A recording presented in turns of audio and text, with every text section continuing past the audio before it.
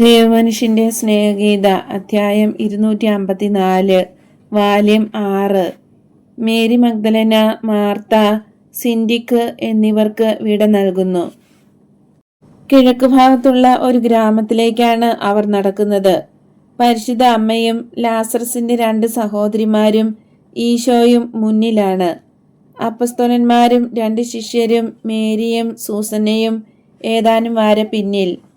ഈശോ സംസാരത്തിൽ മുഴുകിയിരിക്കുന്നു. എന്നാൽ അപ്പസ്തോലന്മാർ നിശബ്ദരാണ്. ക്ഷീണമോ നിരാശയോ എന്താണെന്ന് പറയാൻ പറ്റുന്നില്ല. ആ സ്ഥലത്തിന്റെ മനോഹാരിത പോലും അവൻ ശ്രദ്ധിക്കുന്നില്ല. ഒരു വലിയ രാജാവിന് പാദങ്ങൾ സുഖമായി വയ്ക്കാൻ അടുക്കി അടുക്കി വച്ചിരിക്കുന്ന പച്ച നിറമുള്ള തലയണകൾ പോലെ ഹരിതമനോഹരമായ കർമ്മലമലയും സമരിയ മലകളും അടുക്കടുക്കായി നിരന്നു കിടക്കുന്നു. ആ പ്രദേശത്തിന്റെ അധിക ഭാഗവും ഉൾക്കൊള്ളുന്ന സമതലവും അലങ്കൃതമായ ചെറുകുന്നുകളും ഉയർന്നും താഴ്ന്നും കിടക്കുന്ന ഭൂവിഭാഗവും എല്ലാം വിരിഞ്ഞു നിൽക്കുന്ന പുഷ്പങ്ങൾ കൊണ്ടും കായ്കനികൾ കൊണ്ടും അലങ്കൃതമാണ്. സ്ഥാനവും കാലാവസ്ഥയും അനുകൂലമല്ലെങ്കിലും ജലം സമൃദ്ധമായുണ്ട്. ഷാരോൺ സമതലത്തെക്കുറിച്ച് വേദപുസ്തകത്തിൽ പലപ്പോഴും ആവേശത്തോടെ സൂചിപ്പിക്കുന്നതിന്റെ കാരണം ഇപ്പോഴെനിക്ക് മനസ്സിലായി. എന്നാൽ അപ്പസ്തോലന്മാർക്ക് ഒരാവേശവും കാണുന്നില്ല. അവരുടെ മുഖം വാടിയിരിക്കുന്നു. അവർക്ക് മാത്രം ഒരു മ്ലാനത. ആ മനോഹരമായ പ്രദേശത്തിന്റെ മധ്യഭാഗത്തുകൂടെ പോകുന്ന നല്ലവണ്ണം സംരക്ഷിക്കപ്പെട്ടിരിക്കുന്ന കോൺസുലർ റോഡ് പച്ചവിരിപ്പിന്റെ കുറുകെയുള്ള ഒരു വെള്ള റിബൺ പോലെ കിടക്കുന്നു.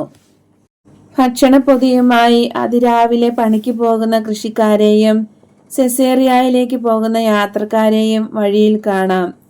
ചാക്കുകെട്ടുകളും വഹിച്ച് നിരനിരയായി പോകുന്ന കഴുതുകളെ നയിക്കുന്ന ഒരു കൃഷിക്കാരൻ അവയ്ക്ക് വഴി കൊടുക്കുവാൻ ധാർഷ്ട്യപൂർവം അപ്പസ്തോലന്മാരോട് പറയുന്നു. ഗർവോടെ അയാൾ ചോദിക്കുന്നു, കിഷോൺ ഇവിടെയാണോ? കുറെ പിന്നിലാണ്. തോമസ് വിരസമായി ഉത്തരം നൽകുന്നു. ഒരു കാടൻ പല്ലിറുമ്മി പറയുന്നു. അവൻ ഒരു സമരിയാക്കാരനാ. അത് തന്നെ ധാരാളം മതിയല്ലോ, ഫിലിപ്പ് അഭിപ്രായപ്പെടുന്നു. അവർ വീണ്ടും നിശബ്ദരായി കുറെ ദൂരം പിന്നിട്ട് കഴിഞ്ഞപ്പോൾ പത്രോസ് തന്നോട് തന്നെ ആന്തരികമായി പറഞ്ഞുകൊണ്ടിരുന്ന ഒരു പ്രസംഗം അവസാനിപ്പിക്കുന്ന രീതിയിൽ ഉറക്കെ പറയുന്നു. ഇതെന്തിനു കൊള്ളാം? ഈ വഴിയെല്ലാം നടക്കുന്നത് കൊണ്ട് വല്ല പ്രയോജനവും ഉണ്ടോ? ശരിയാ, നമ്മൾ എന്തിനാ സെസേറിയയിലേക്ക് പോയത്? അവൻ ഒരു വാക്കുപോലും അവിടെ പറഞ്ഞില്ലല്ലോ. ഞാൻ വിചാരിച്ചു റോമാക്കാരെ ബോധ്യപ്പെടുത്താനായി അവൻ അവിടെ വലിയ അത്ഭുതങ്ങൾ ചെയ്യുമെന്ന്. നേരെ മറിച്ച് സെബദിപുത്രൻ ജെയിംസ് പറയുന്നു.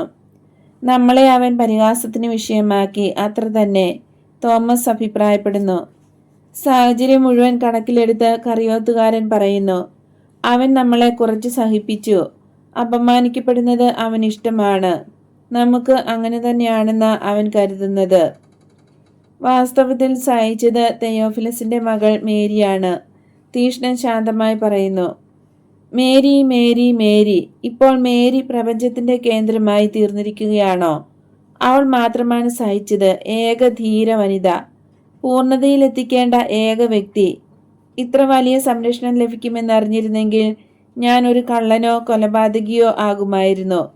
കറിയോത്തുകാരൻ പൊട്ടിത്തെറിക്കുന്നു.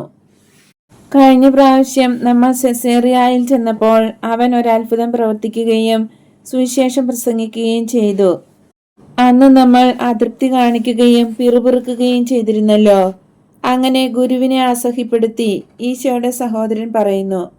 നമ്മൾ എന്താണ് ആഗ്രഹിക്കുന്നതെന്ന് നമുക്ക് തന്നെ അറിഞ്ഞുകൂടാ. അതാണ് ഈ ബുദ്ധിമുട്ടെല്ലാം ഉണ്ടാക്കുന്നത്. അവൻ ഒരു കാര്യം ചെയ്താൽ നമ്മൾ പിറുപിറുക്കും. അവൻ അതിന് വിപരീതമായി പിന്നെ ചെയ്താൽ അപ്പോഴും പിറുപിറുക്കും. നമ്മളിലാണ് തെറ്റ്, ജോൺ ഗൗരവമായി പറയുന്നു. ഓ, വേറൊരു ജ്ഞാനി പ്രസംഗിക്കുന്നു. ഒരു കാര്യം വ്യക്തമാണ്, കുറെ നാളായിട്ട് ഒരു നന്മയും ചെയ്യപ്പെട്ടിട്ടില്ല. ഒരു നന്മയുമോ? യുദാസെ, ഗ്രീക്കുകാരി, എർമാസ്തേവുസ്, ആബേൽ, മേരി, ഇവരെപ്പറ്റി എന്ത് പറയുന്നു? എന്നാൽ അവൻ ഒന്നുമല്ലാത്ത ഇവരെ കൊണ്ട് സാമ്രാജ്യം സ്ഥാപിക്കാൻ പോണില്ല. കറിയോത്തായ്ക്ക് ഒരു ഭൗമിക രാജ്യസ്ഥാപനമാണ് സ്വപ്നം. യുദാസെ, ദയവായി എന്റെ സഹോദരന്റെ പ്രവൃത്തികളെ വിധിക്കരുത്. വളരെ മോശമായ ഒരഭിപ്രായം. ഗുരുവിനെ കുറിച്ച് വിധി പറയുന്ന ഒരു ബാലൻ. അല്ലെങ്കിൽ ഉന്നത സ്ഥാനത്ത് പ്രതിഷ്ഠിക്കപ്പെടണമെന്ന് ആഗ്രഹിക്കുന്ന കാശിന് കൊള്ളാത്ത ഒരുവൻ. അതേ പേരുകാരനും അതേ പേരായതിൽ വെറുപ്പുമുള്ള യൂദാസ് തദേവൂസ് പറയുന്നു, എന്നെ ഒരു ബാലനെന്ന് വിളിച്ചതിന് നന്ദിയുണ്ട്.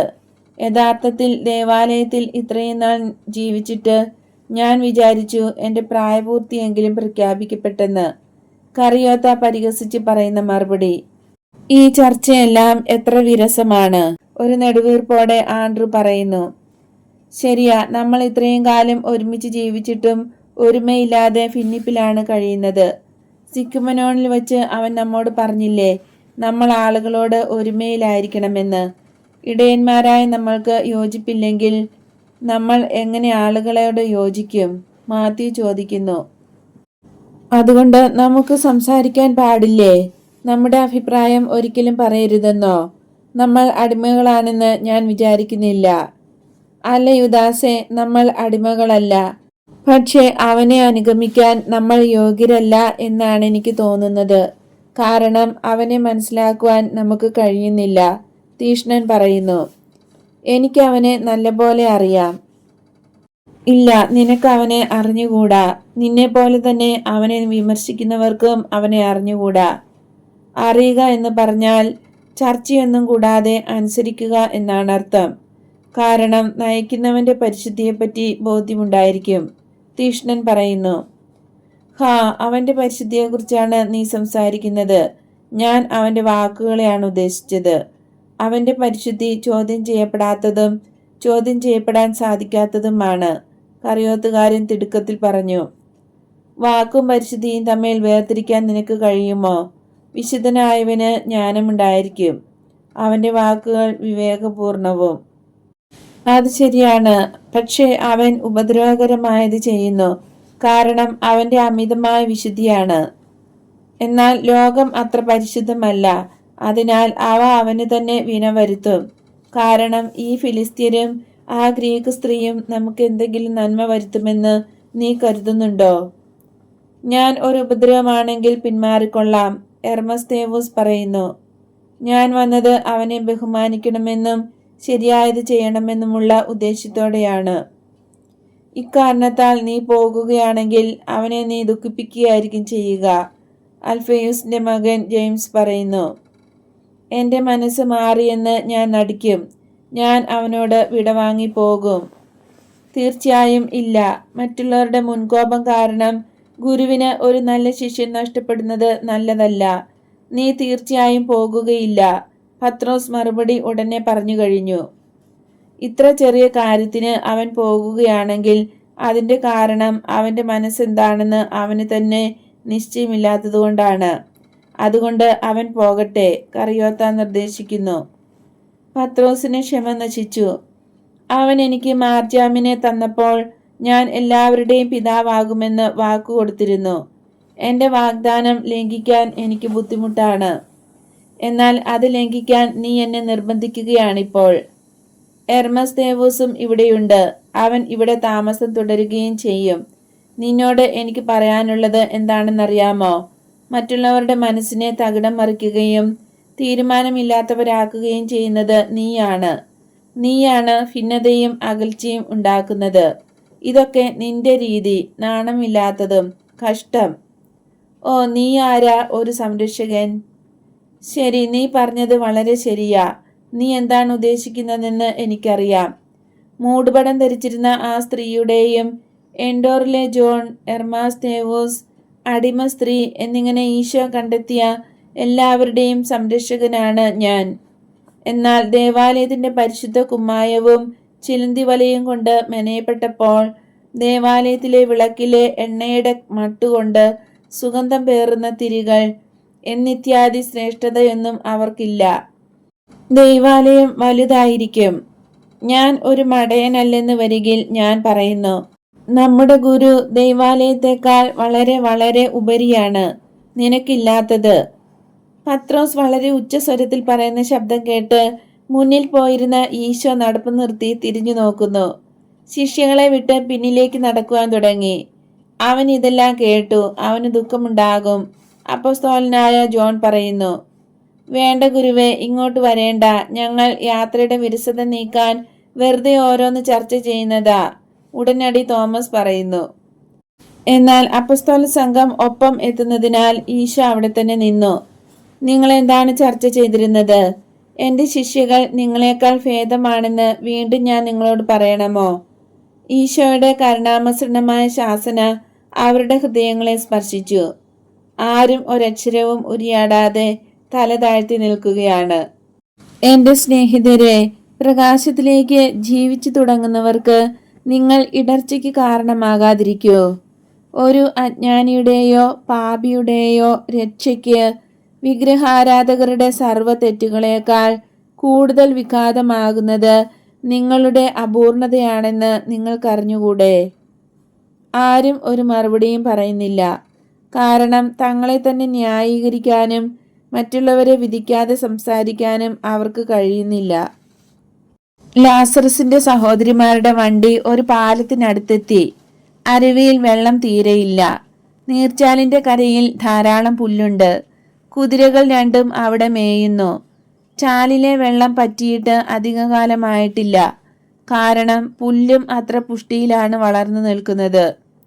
വണ്ടി ഓടിക്കുന്നവരും വേറൊരു ഭൃത്യനും ചാലിൽ ഇറങ്ങി നിൽക്കുന്നു. സ്ത്രീകൾ വണ്ടിക്കുള്ളിലാണ്. വണ്ടി പൂർണ്ണമായി മൂടിയിട്ടുണ്ട്. നന്നാക്കി എടുത്തിട്ടുള്ള തുകൽ കൊണ്ടുള്ള ആവരണം നല്ല കട്ടിയുള്ള വിരി പോലെ വണ്ടിയുടെ അടിവരെ മൂടി അകത്തുള്ളവരെ പൂർണ്ണമായി മറച്ചിരിക്കുന്നു. ശിഷ്യകൾ വണ്ടിയുടെ അടുത്തേക്ക് നടക്കുന്നത് ഭൃത്യൻ കണ്ടു. അയാൾ ധാത്രിയെ വിവരം അറിയിക്കുന്ന സമയത്ത് വണ്ടിക്കാരൻ കുതിരകളെ കൊണ്ടുവന്ന് വണ്ടിയിൽ കെട്ടുന്നു. ഈ സമയത്ത് ഭൃത്യൻ ഓടിവന്ന് സ്വാമിനിമാരെ അഭിവാദ്യം ചെയ്ത് നീലം പറ്റെ താണു വണങ്ങുന്നു. അല്പം ഇരുണ്ട നിറമായ പ്രായം ചെന്ന ഒരു സ്ത്രീ വളരെ മാന്യത തോന്നിക്കുന്ന ഒലിവിന്റെ പരിചയസമ്പന്നയായ ധാത്രി വണ്ടിയിൽ നിന്ന് വേഗം ഇറങ്ങി സ്വാമിനിമാരുടെ പക്കലേക്ക് പോകുന്നു. എന്നാൽ മേരി മഗ്ദലന അവളോട് എന്തോ പറഞ്ഞപ്പോൾ അവൾ പരിശുദ്ധ അമ്മയുടെ അടുത്തേക്ക് ചെന്നു. എന്നോട് ക്ഷമിക്കണമേ, അവളെ കാണുന്നതിനുള്ള സന്തോഷം കൊണ്ട് ബാക്കി കാര്യങ്ങളെല്ലാം ഞാൻ മറന്നു പോവുകയാണ്. പരിശുദ്ധ അമ്മേ, അകത്തേക്ക് വരൂ.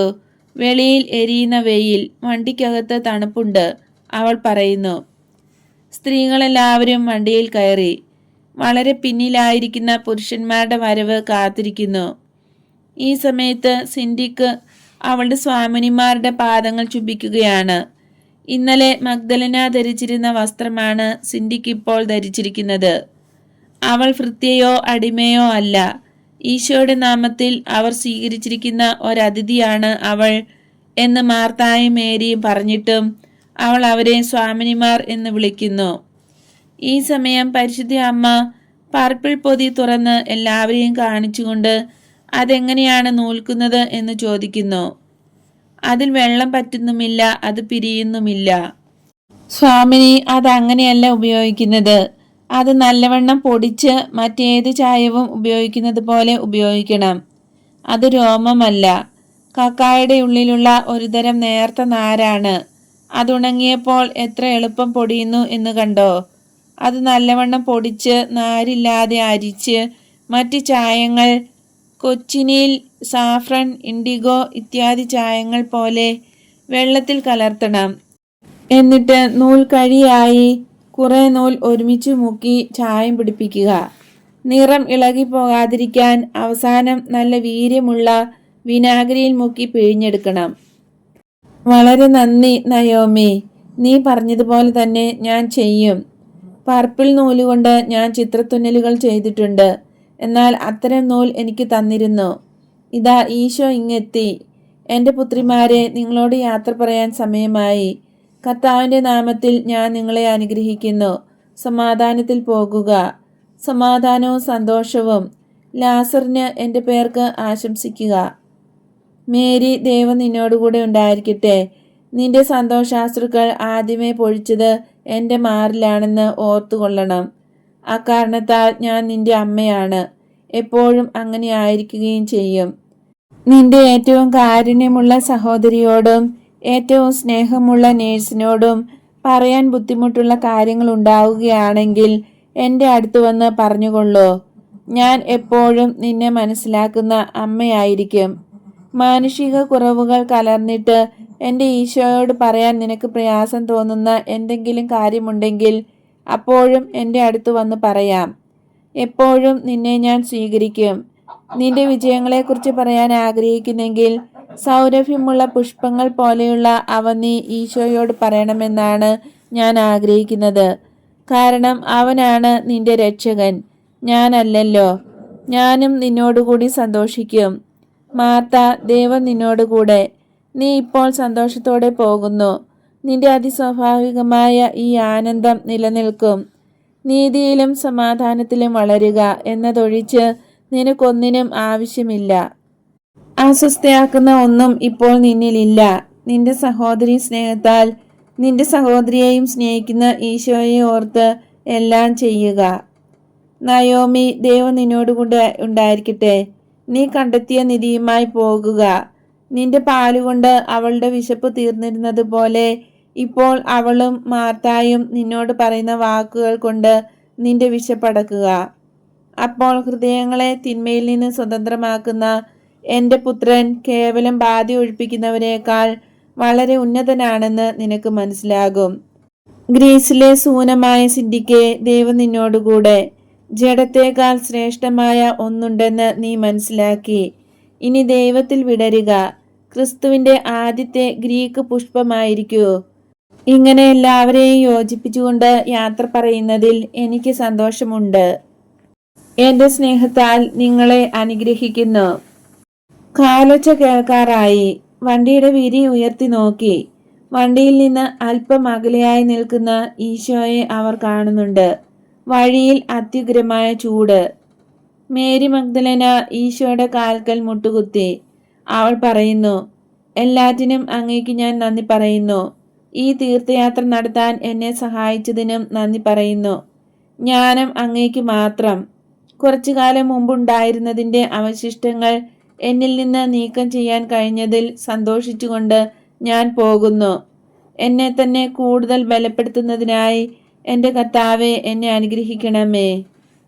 കൊള്ളാം, നിന്നെ ഞാൻ അനുഗ്രഹിക്കുന്നു. നിന്റെ സഹോദരൻ്റെയും സഹോദരിയുടെയും കൂടെയുള്ള ജീവിതം ആസ്വദിക്കുക. അവരോടുകൂടെ നീ എന്നിലായിരിക്കുക. ദൈവം നിന്നോടുകൂടെ. മേരി, മാർത്ത, ദൈവം നിന്നോടുകൂടെ ഉണ്ടായിരിക്കട്ടെ. ഞാൻ ലാസറസിനെ അനുഗ്രഹിക്കുന്നുവെന്ന് അവനോട് പറയൂ. നിങ്ങളുടെ പരിരക്ഷണത്തിന് ആ സ്ത്രീയെ ഞാൻ ഏൽപ്പിക്കുന്നു. നിങ്ങൾക്ക് തരുന്നില്ല, അവൾ എൻ്റെ ശിഷ്യയാണ്. എന്നാൽ എൻ്റെ പ്രബോധനങ്ങൾ മനസ്സിലാക്കുന്നതിനുള്ള അവസരങ്ങൾ എത്ര ചെറുതാണെങ്കിലും അവൾക്ക് കൊടുക്കണമെന്ന് ഞാൻ ആഗ്രഹിക്കുന്നു. ഞാൻ കുറെ കഴിഞ്ഞു വരാം. നയോമി, നിന്നെയും ഞാൻ അനുഗ്രഹിക്കുന്നു. നിങ്ങളെ രണ്ടുപേരെയും ഭൃത്യന്മാർ അനുഗ്രഹിക്കുന്നു. യാത്രാമംഗളം. മാർത്തയുടെയും മേരിയുടെയും കണ്ണുകൾ നിറയുന്നു. തീഷ്ണൻ ഒരെഴുത്ത് അയാളുടെ ഭൃത്യനുള്ളത് അവരെ ഏൽപ്പിച്ചുകൊണ്ട് പ്രത്യേകം അഭിവാദനങ്ങൾ നൽകുന്നുണ്ട്. മറ്റുള്ളവരെല്ലാം കൂടെ യാത്രാമംഗളം നേരുന്നു. വണ്ടി പുറപ്പെട്ടു.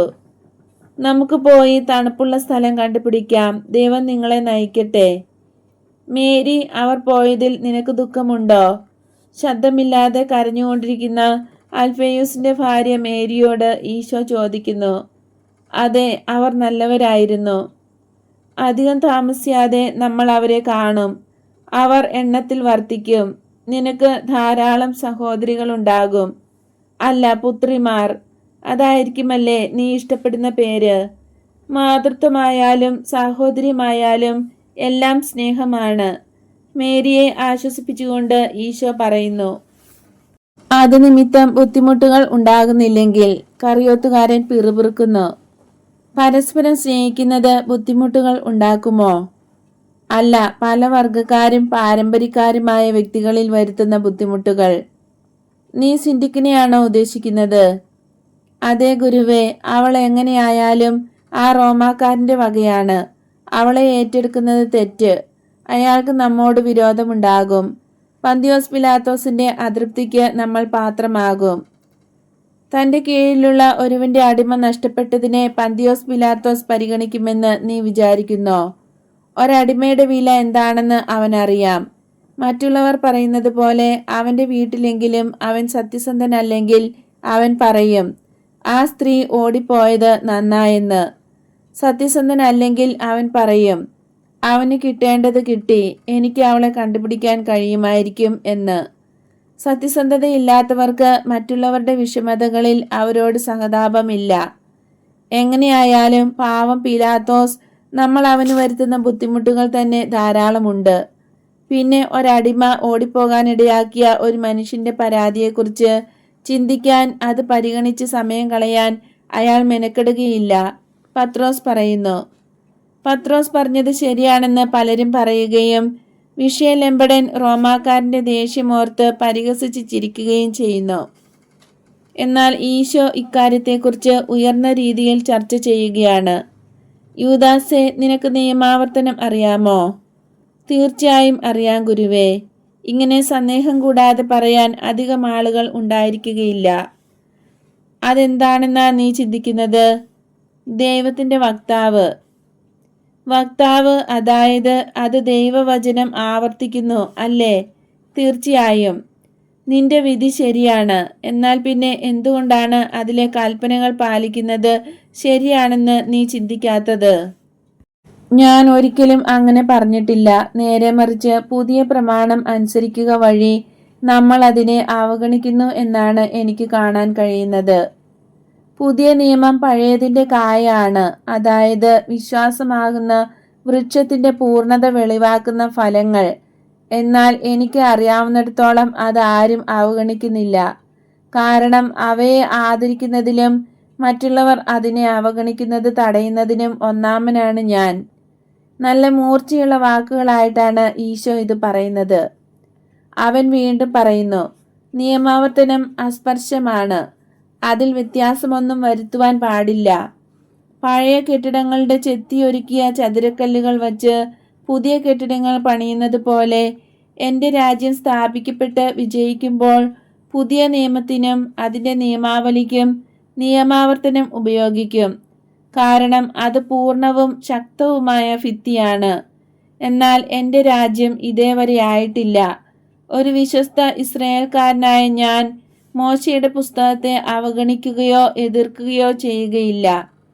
അത് എൻ്റെ പെരുമാറ്റത്തിൻ്റെയും പ്രബോധനത്തിൻ്റെയും അടിസ്ഥാനമാണ്.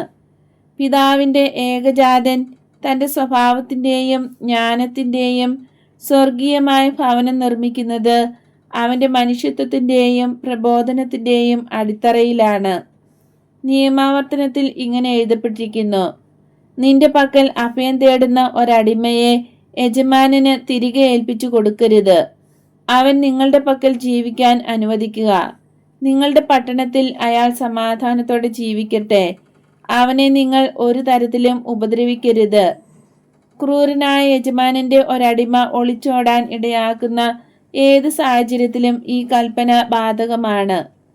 എൻ്റെ കാര്യത്തിൽ ഈ പലായനം പരിമിതമായ ഒരു സ്വാതന്ത്ര്യത്തിലേക്കല്ല, നേരെ മറിച്ച് ദൈവപുത്രന്റെ പരിധിയില്ലാത്ത സ്വാതന്ത്ര്യത്തിലേക്കാണ്. വേടന്റെ കെണിയിൽ നിന്നും രക്ഷ പ്രാപിച്ച ഈ വാനമ്പാടിയെ വലയിലേക്ക് വീണ്ടും ഇടണമെന്നാണോ നീ എന്നിൽ നിന്നും പ്രതീക്ഷിക്കുന്നത്? അവളുടെ സ്വാതന്ത്ര്യം കളഞ്ഞ് പ്രതീക്ഷയെ നശിപ്പിച്ച് വീണ്ടും കാരാഗൃഹത്തിലേക്ക് ഏൽപ്പിച്ചു കൊടുക്കണമെന്നാണോ നീ പറയുന്നത്? ഇല്ല, ഒരിക്കലുമില്ല. ഞാൻ ദൈവത്തെ സ്തുതിക്കുന്നു. കാരണം എൻഡോറിലേക്കുള്ള നമ്മുടെ യാത്ര ഈ പുത്രന് പിതാവിൻ്റെ പക്കലേക്ക് തിരിച്ചു കൊണ്ടുവരുവാൻ ഇടയാക്കുന്നത് പോലെ സെസേറിയയിലേക്കുള്ള നമ്മുടെ യാത്ര ഈ സ്ത്രീയെ എൻ്റെ പക്കൽ എത്തിച്ചു. അവളെയും എനിക്ക് പിതാവിന് തിരിച്ചേൽപ്പിക്കാൻ കഴിയുന്നല്ലോ. സിക്കാമിനോണിൽ വിശ്വാസത്തിൻ്റെ ശക്തിയെക്കുറിച്ച് ഞാൻ പ്രസംഗിച്ചു. ഇന്ന് പ്രതീക്ഷയാകുന്ന പ്രകാശത്തെക്കുറിച്ച് ഞാൻ സംസാരിക്കും.